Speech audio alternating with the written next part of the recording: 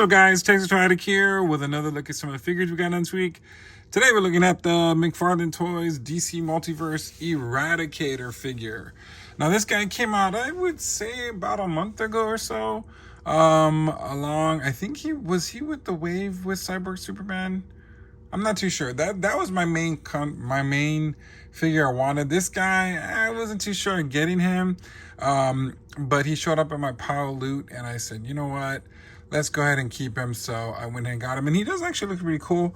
Comes in this standard window box packaging, as you can see, with the figure inside, and then of course the same colors. They're really basic on here. So let's look on the side of the box. You have the name Eradicator from the Return of the Superman. And then on this side, QR code, and then of course the name again. And on the back, we have a cool portrait of Eradicator. Now, I remember the whole Death of Superman thing. That was a comic book that came out when I was growing up, and I remember that. And I did get the series afterwards, The Reign of Superman, and there was some different characters that came out. So I'm actually, looking forward to this one. So let's get this guy out of the packaging to get a closer look at the DC Multiverse Eradicator. All right, here's Eradicator out of the packaging. I have to admit, he actually looks pretty cool. Like I said, I wasn't sure if I was going to get him. I know that I'm going to get the Mayfix version eventually. I do want that one, including Superboy, and then the black suit Superman. I didn't get the black suit Superman on this one because I think he came out a while back and I just wasn't interested. And then on top of that, I think the Superboy is coming out on a Page Punchers, but it doesn't really much interest me. So I think this is going to be the last one of the bunch when it comes to this. But yeah, no, he looks really cool. I'm loving the colors of blue and the blacks. I know I say I hate the vinyl capes that they do, but I think I kind of understand why they did it this way because of the way the cape is flowing. So we'll talk about that closer. So let's go ahead and look at the head sculpt. I mean, he does have a fat face, but he looks really cool with those gold sunglasses. Then you got that hair, which has some of those little blue sparkles in it, or the highlights in it. Yeah, that's a fat face. He does look like, kind of looks like Elvis. No. Well, thank you very much. And then you got down to his body. Got the black on the outer rim and then the blue in the inner. Looking really cool. Yeah, this, God, it's been a while since we've seen the capes. Like I said, I like the soft good capes, so they could have made it work. I mean, but anyways, they didn't really have to do this. I mean, it looks really cool, but it's always going to be in this position. So, I mean, you're always going to display him like this because in a sense, he's basically look like he's just floating in the air, right? Not really flying. So that is kind of a waste, but whatever. Got that Superman symbol here in the middle, the reds and the yellow, and yep, he does have that diaper thing. His butt's sticking out though. But yeah, that's one thing I don't like about these figures is the diaper line. It doesn't look as bad on him as other figures per se, but as you can see, you got this extra. So yeah, I think the crotch part should have been more, in line. If I do that, it looks tight, but yeah, I don't like this thing. Yeah, I don't like that.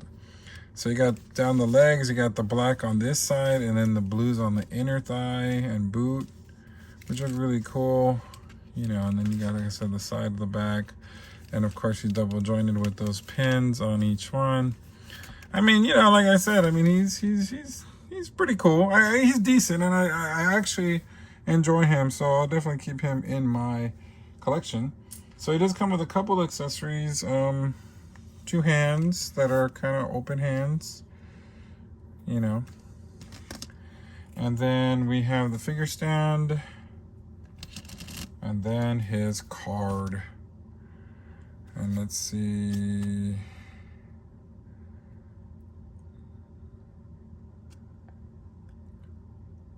it. I'm just reading the back of the card. It says he's a Kryptonian AI. The Eradicator limited contaminating alien influences on Earth. It built the fortress. So it's calling it an it. It's not actually a thing. Built the Fortress of Solitude before trying to convert the planet into New Krypton. It took Superman's form after Doomsday killed him, and his resurrection melded with Star Lab scientist David Connor. Oh, so yeah, it's been a while since I read those comics, so it's a really cool story, I guess. You know, and I remember a lot of people were so upset about Superman's death. I remember that. It was kind of like a culture phenomenon. So it's interesting. But yeah, no, he's pretty cool. So let's go ahead and get him on the turntable. My final thoughts on the Eradicator. All right, here are my final thoughts on the McFarlane Toys Eradicator figure. Now, this guy, honestly, I have to admit, he did grow on me, because at first I wasn't really too interested in him. I just thought his head was just too fat, and, you know, I hate the plastic capes, even though I've been dealing with those damn things since, for a long time. A lot of figures had them, so I love good capes. I think in a sense it would have been better if they would have done where you could do a soft goods cape and pose it, but I guess they're just like, nah, let's just do it like this. But it doesn't look bad. I think this guy does actually look really cool. I like the colors on him, you know, and he is, you know, significant in that storyline. So I will eventually, like I said, get the Mayfix version. My eyes have been on that one for a while. I hear the only thing that the problem is the cape is there's just too much cape on him, I guess, is what I hear, but I don't know. So eventually I'll get him. So this is, you know, we're winding down with McFarlane. I think, you know, of course, this is the last year for DC. He has a license. Mattel is going to take over again, so we'll see how that goes. So when I go to San Diego Comic-Con, I'm not sure if we're going to if he'll be there or display any figures for the rest of the year. We'll see. I know for a fact that the what do you call it? The San Diego Comic-Con Beastman, that rare figure, which is going to be distributed to a different booth, and I'll see if I can swing by to grab it. I don't know. It's going to be hard, considering that, you know, my eyes are on the Cold Slither set, so hopefully I can grab it. Guys, wish me luck on that. But anyway, if there's anything with McFarlane, I'll make sure I will cover it and put it on my channel so you guys can check it out. Please share, subscribe. Let's get going. Hopefully, you know, hopefully there's things to see over there. We'll see. I mean, I'm there for one day, but anyway, let me know in the comments what you think. Please like, share, and until next time, we will see you Ladies and later. gentlemen. Make sure you like, share, and subscribe.